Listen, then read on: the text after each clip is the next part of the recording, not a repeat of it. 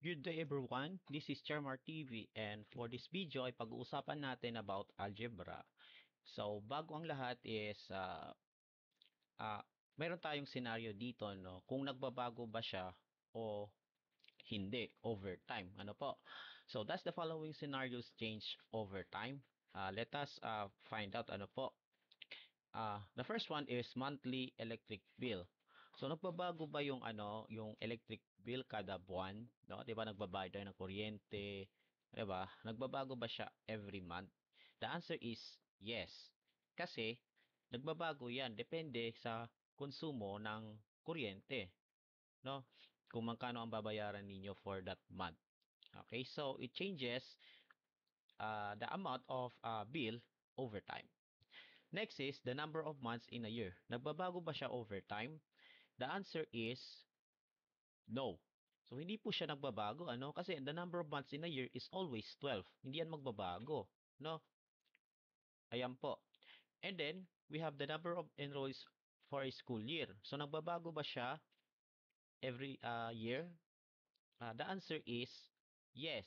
Kasi hindi naman lagi pare-parehas ang pare-parehas ang number of students na nag-enroll sa school na yon for that school year.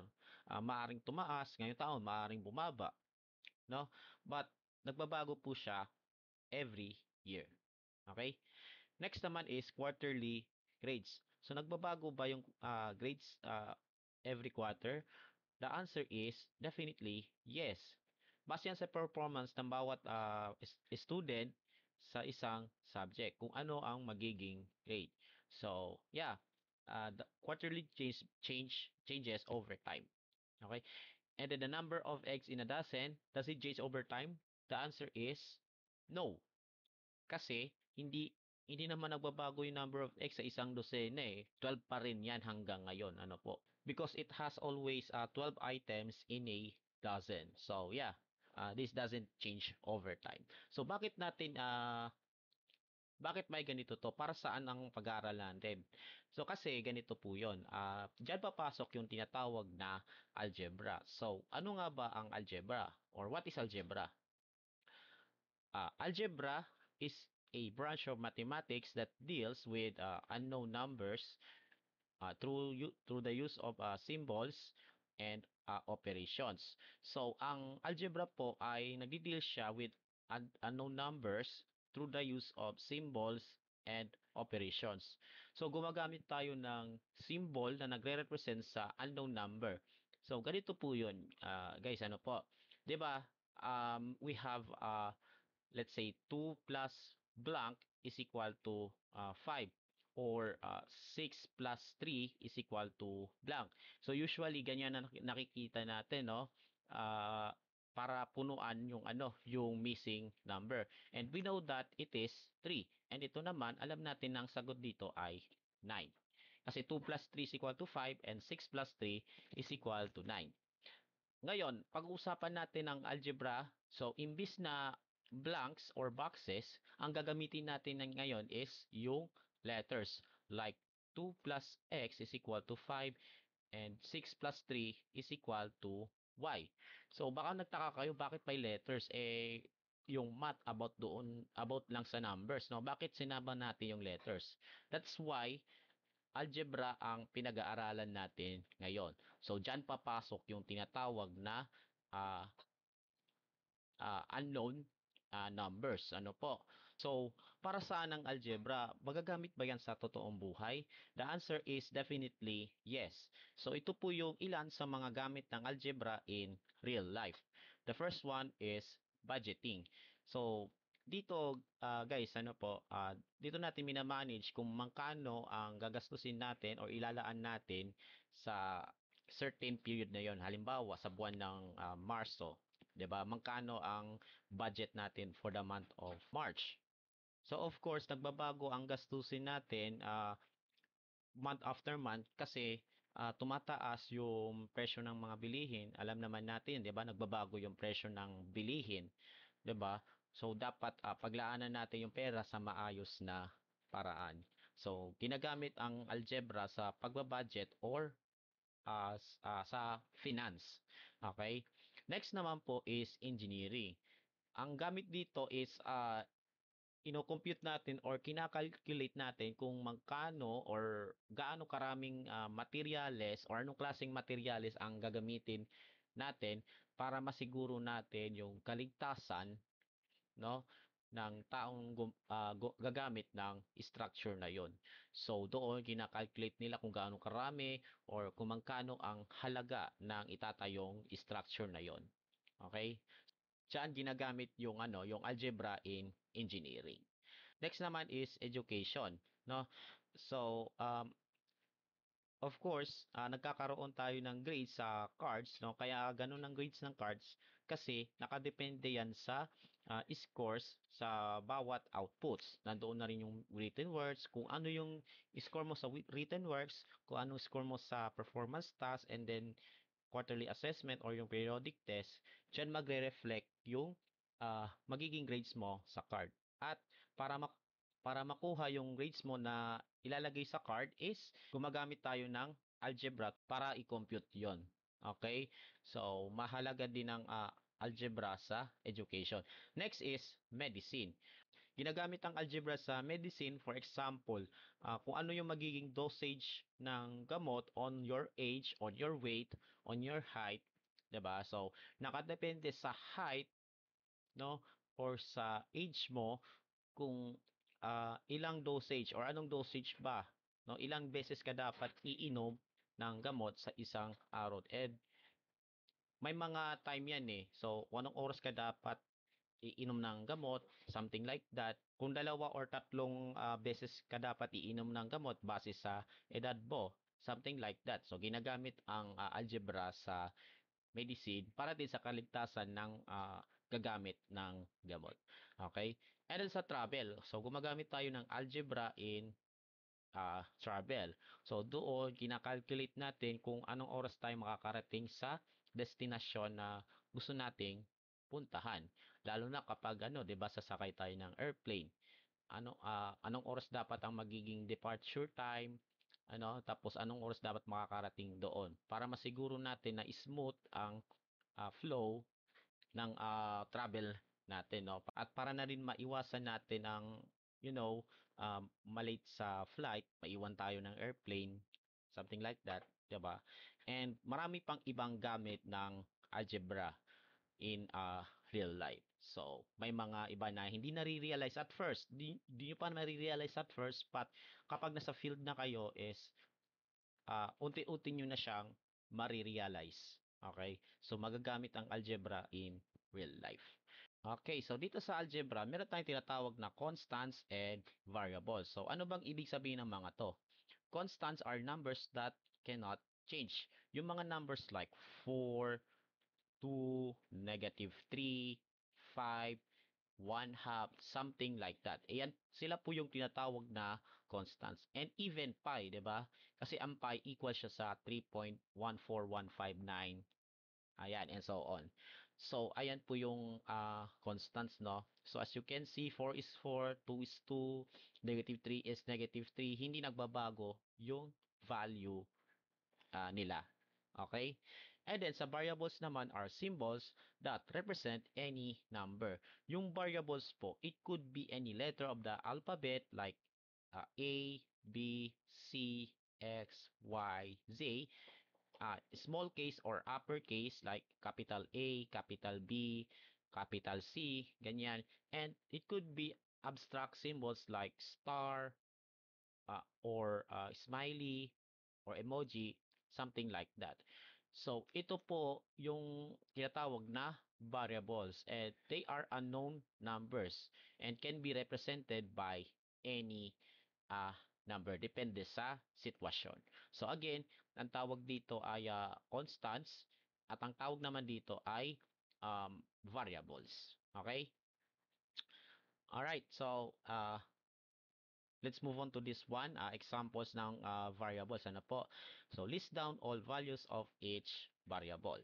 Number 1, why is the age of a teenager? So, saan nagsisimula ang pagiging teenager? So, anong edad magsisimula ang pagiging teenager?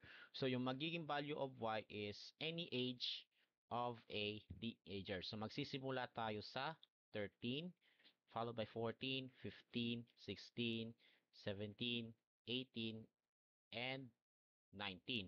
So ayan po yung values ng Y, which is yan yung age ng isang teenager. Okay? Ayan po, 13 hanggang 19. Next, number 2, n is a positive number from 1 to 5. So, yung values ng n daw ay yung positive integers, no? Mula sa 1 papunta sa 5. So, yung value ng n ay maaring 1, 2, 3, 4, or 5. Okay? So, ayan po yung possible values ng n dito sa problem na ito.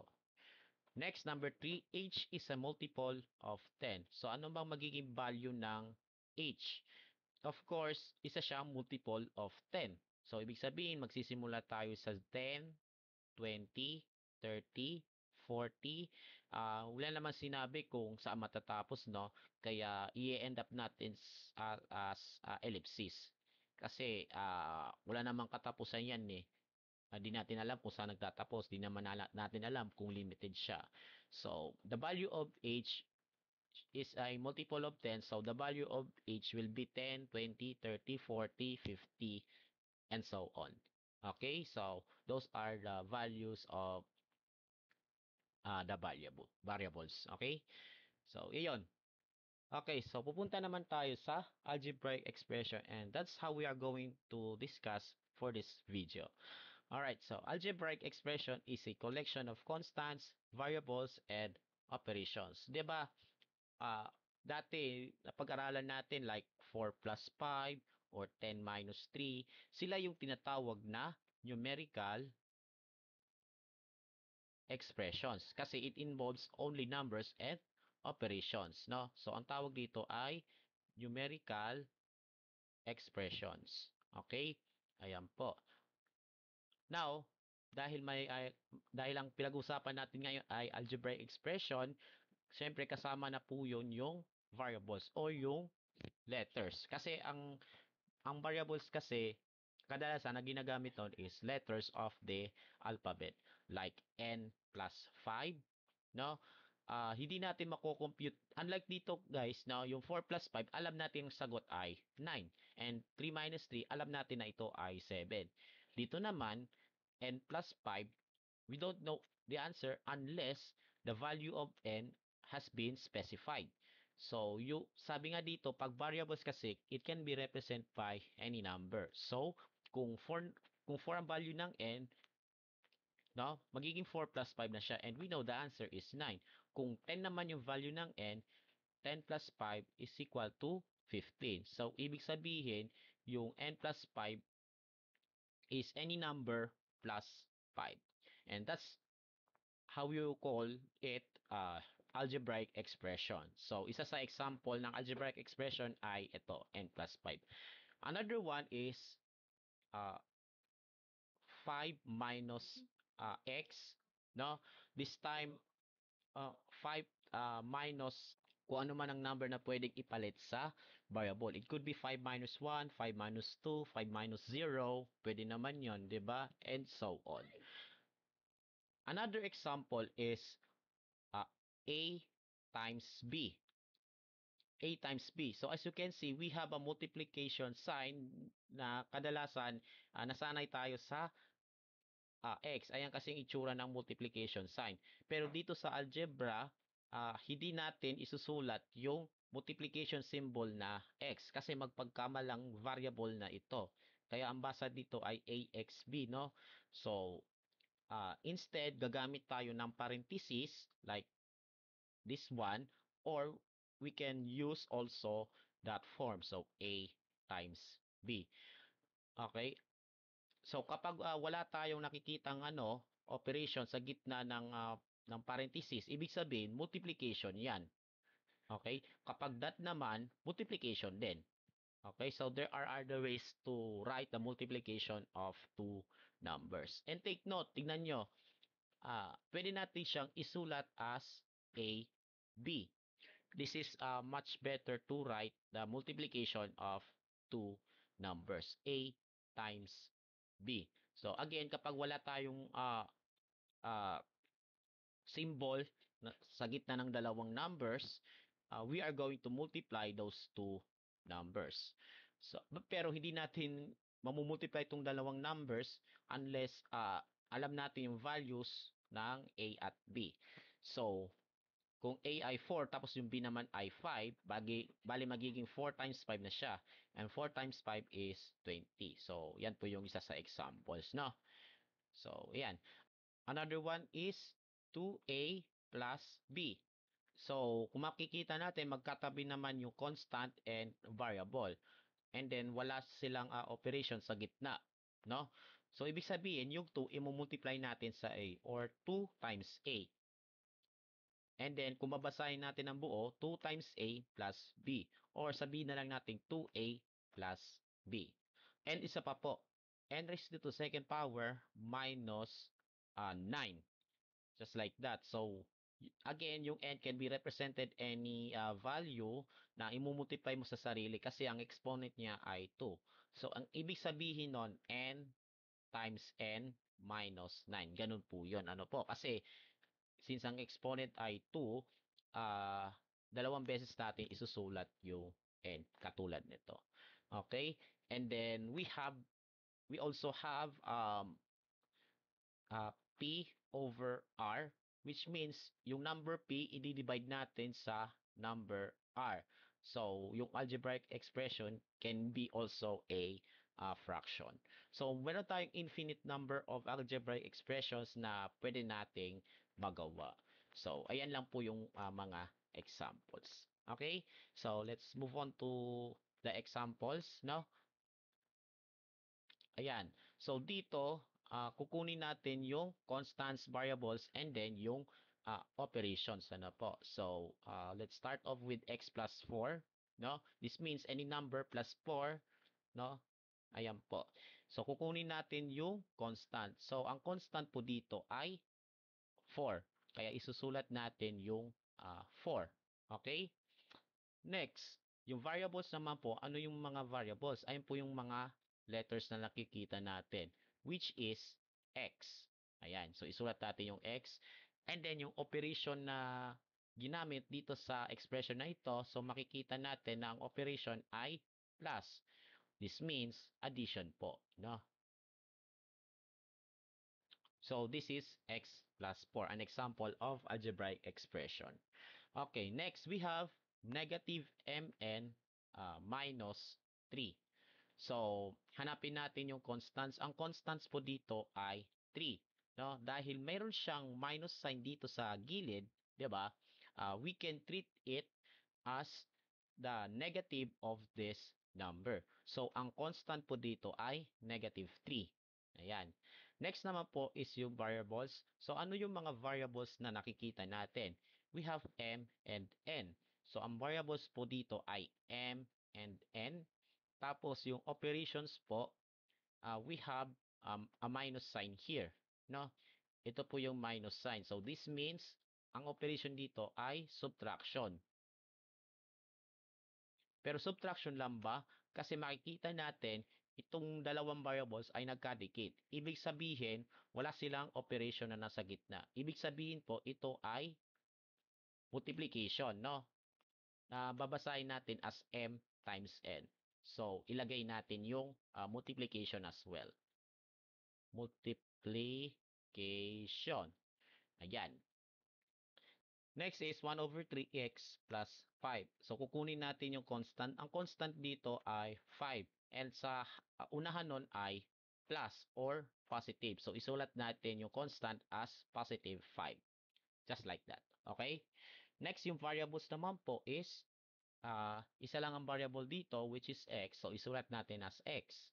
And then, yung operations na ginamit, so we have a fraction here. Ano po? So, ang ibig sabihin nun ay division kasi meron tayong fraction. So, isulat muna natin yung division. Then, we have multiplication here kasi yung 1/3 dito ay nakamultiply sa x. This means 1 over 3 times x. Dito naman sa second one, we have m times n. So, we have just like that. Okay?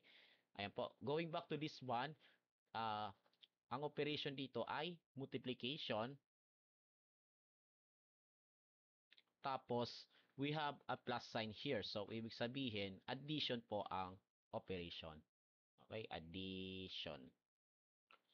Alright. Next is, we have m to the second power minus n plus 1 over 2. Um, yung constant po dito ay isang fraction. We have 1 over 2. This is positive, no? Kasi nasa unahan niya yung plus. Okay? So, the constant must be positive. Next is yung variables naman. So, we have two variables here, m and n. Tapos, yung operations po na ginamit is subtraction and addition. Ayan. And then finally, we have negative xy squared. So, kukunin natin yung constants. Unfortunately, wala tayo constant na kagaya nito, no? Kagaya nito. Wala tayong nakitang constant dito sa expression na to. Dahil walang constant dito is isusulat na lang natin as none. Okay, so we don't have any constants here. And then, para naman sa variables po, so anong variables ang nakikita natin? We have x and y, no? Kaya ang variables po natin ay ito. And then, yung operations na ginamit, we have multiplication. Remember po, hindi po subtraction kasi wala namang number na, nakasulat like this one, 9 minus xy squared. Yun, magiging subtraction yung operation. Kaso wala eh, walang number na kalagay dito eh. So, ito ay negative. Okay, so negative xy squared. Bali, ang operation lang po ay multiplication. Okay, ayan po. Next is this one, no? Kunin natin yung 3n minus 5 as one of the examples of algebraic expression.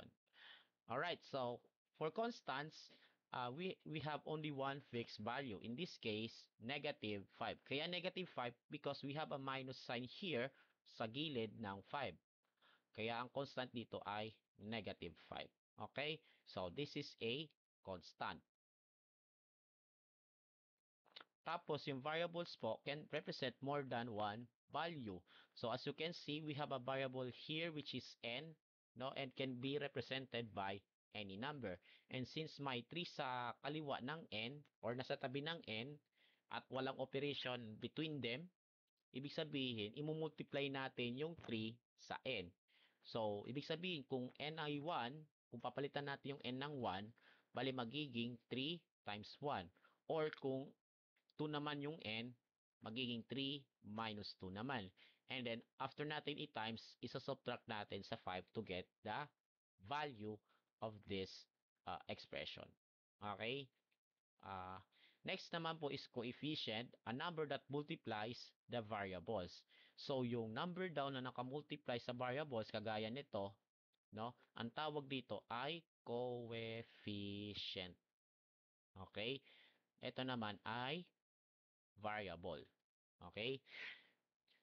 Now, we have two types of coefficient. We have numerical coefficient and literal coefficient. Yung numerical coefficient po is the number part, habang yung literal coefficient, ayan po yung letter part including exponents. So, for example, we have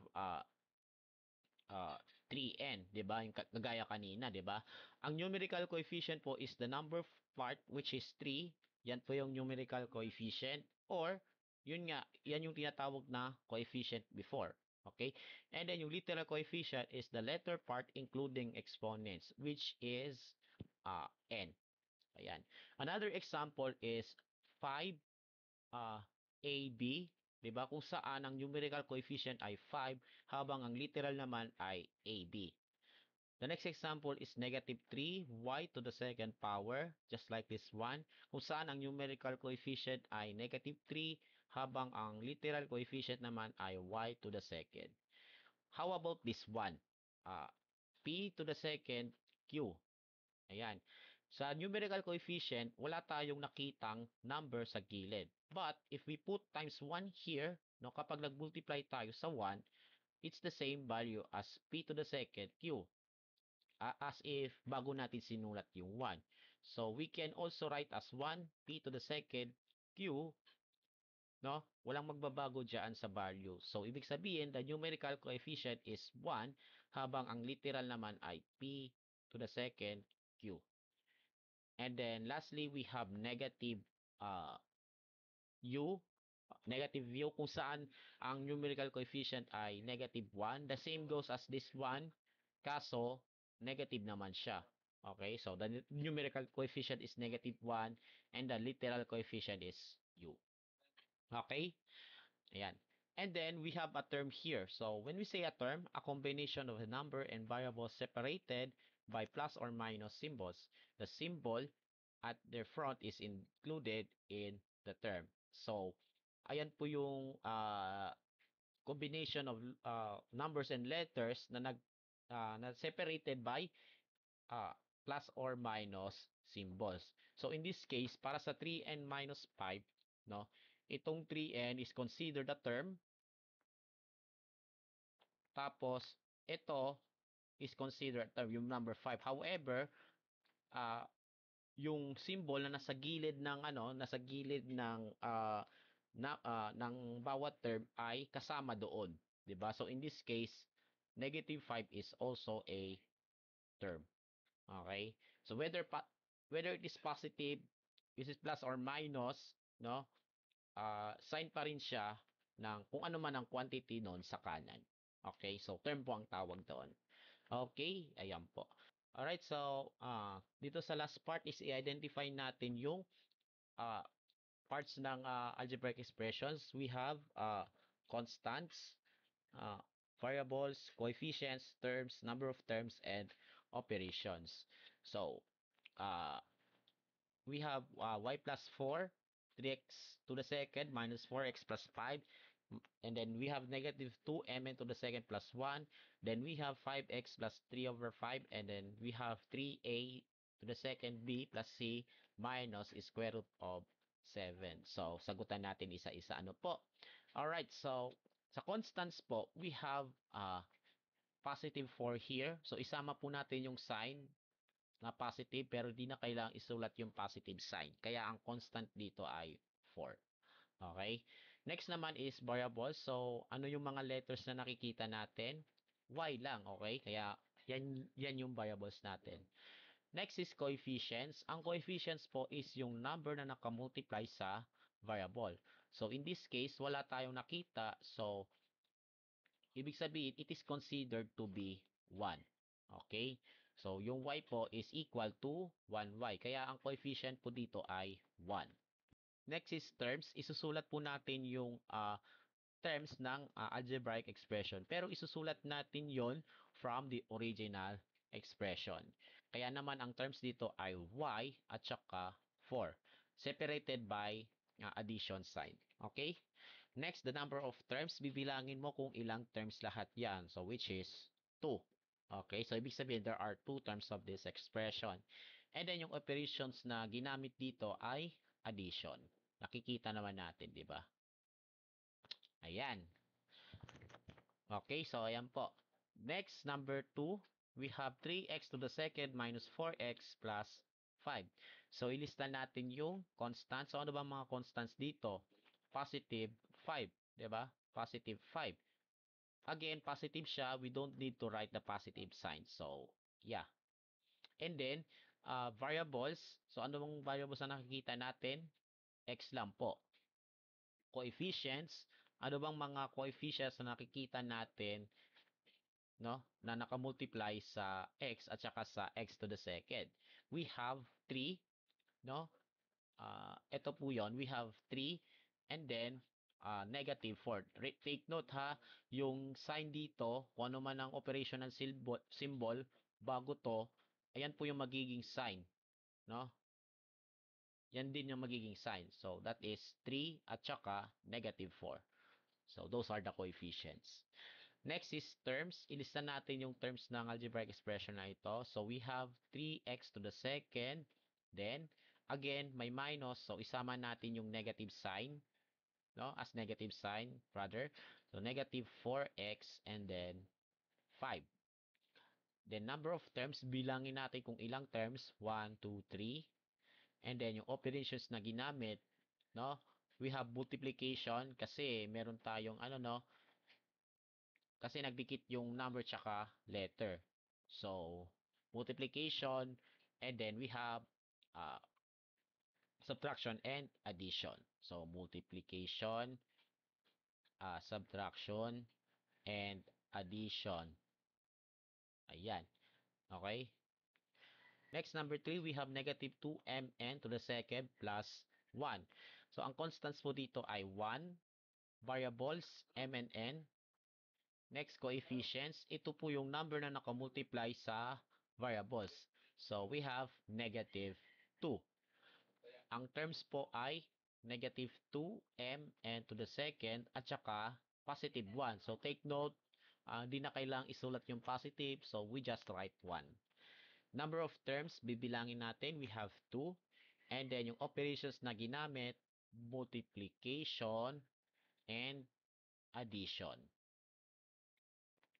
Okay. So, dito ko muna tatapusin ito, guys, no? And kayo na pong bahalang sagutan yung natitira pa nating exercises. So, kung gusto nyo ng extra time, just pause this video. And after nun is, we are going to end this video about algebraic expressions. Alright, so this concludes our video about algebraic expressions. And I hope you have learned something. Okay, so marami pa kayong matutunan about dito sa lesson na ito. Alright, so do not forget to subscribe to my YouTube channel for more videos and follow me also on my TikTok account. Stay safe, God bless, and as always, have a great day to all.